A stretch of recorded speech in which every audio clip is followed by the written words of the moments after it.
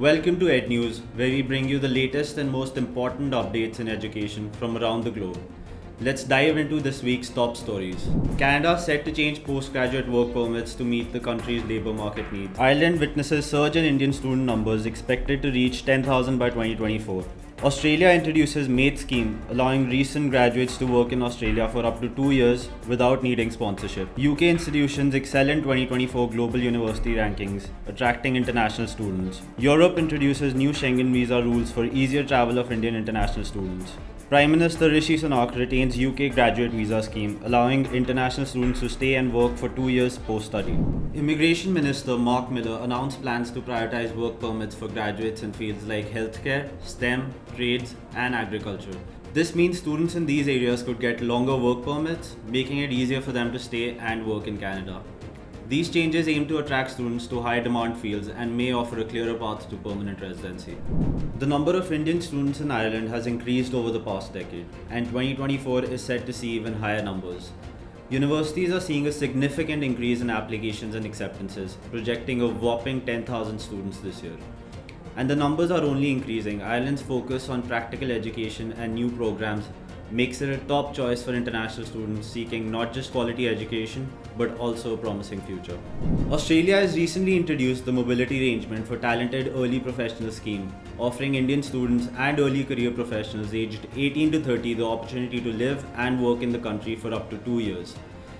This scheme does not require sponsorship by an Australian employer and allows participants to bring their dependents, including spouses and children.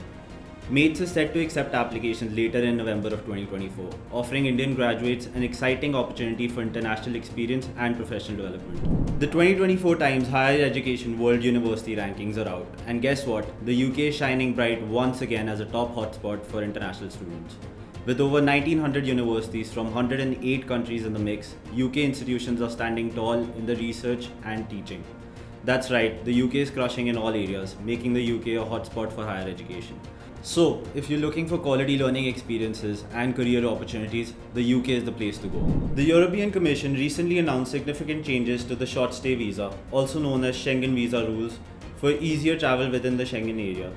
Under the new cascade system, Indian students with a positive travel history who have used 2 Schengen visas within the last 3 years can apply for a long-term multi-entry visa valid for 2 years. Overall, these changes present a welcome opportunity for Indian students seeking to pursue higher education in Europe. UK Prime Minister Rishi Sunak has decided to maintain the UK's graduate visa scheme, which permits international students to stay and work in the UK for 2 years after completing their studies.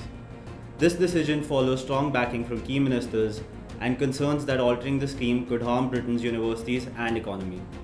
The Prime Minister aims to prevent any misuse of the visa system while keeping the graduate route accessible. According to government officials, students wishing to stay after their studies will need to pass a mandatory English language test.